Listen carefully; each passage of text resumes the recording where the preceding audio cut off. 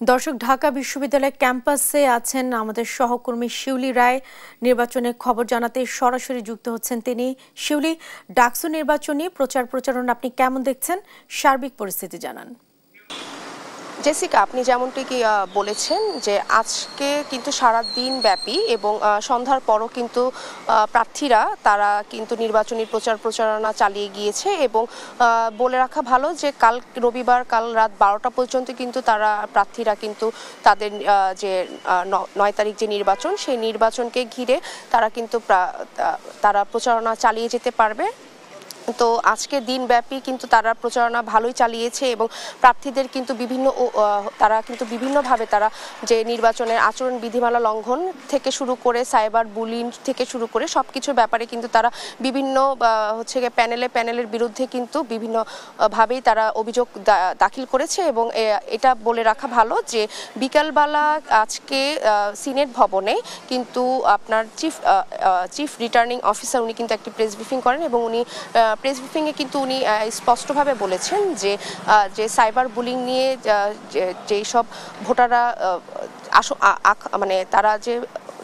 চিন্তা করছে যে সাইবার বুলিং নিয়ে ঝামেলা হতে পারে বা নির্বাচনকে ঘিরে কোনো সুষ্ঠুভাবে নির্বাচন অনুষ্ঠিত না হতে পারে সেই ব্যাপার নিয়ে কিন্তু তারা আসলে তৎপর রয়েছেন এবং উনি এছাড়াও কিন্তু বলেছেন যে ভোটার সংখ্যা সেটি আসলে নির্দিষ্ট করে বলা যাচ্ছে না এবং এই ভোটার সংখ্যা বৃদ্ধির কারণে তারা কিন্তু নির্বাচনের যে বুথ সেই বুথ তারা বৃদ্ধি করার পরিকল্পনা তাদের মধ্যে আছে এবং তারা এই নিয়ে কাজ করছে এবং এছাড়াও কিন্তু তারা বলেছে যে সুষ্ঠু নির্বাচনকে যেন পরিবেশ তারা দিতে পারে এবং ভোটাররা যেন খুব সুন্দরভাবে সুষ্ঠু পরিবেশে তারা ভোট গ্রহণ করতে পারে সেই ব্যাপারে কিন্তু আইন শৃঙ্খলা বাহিনী সহ প্রশাসন তারা তাদের সাথে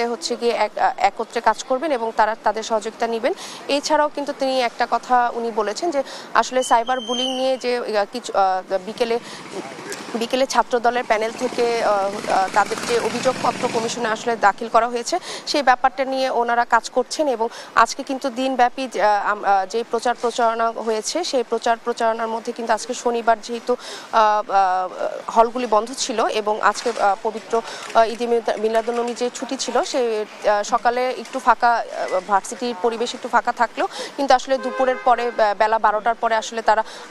প্রচারণা শুরু করে এবং তারা যথারীতিভাবে হলে যে তারা প্রচারণা করেন। তো এখন বিকেলের পরে তাদের এই প্রচারণা কিন্তু সন্ধ্যার পরও আমরা দেখেছি যে প্রচারণা তারা করেছেন। তো দেখা যাক কালকে সারাদিন তারা শেষ প্রচারণা তারা করবেন। তো এই ছিল আমার কাছে সর্বশেষ তথ্য ঢাকা ভার্সিটি থেকে।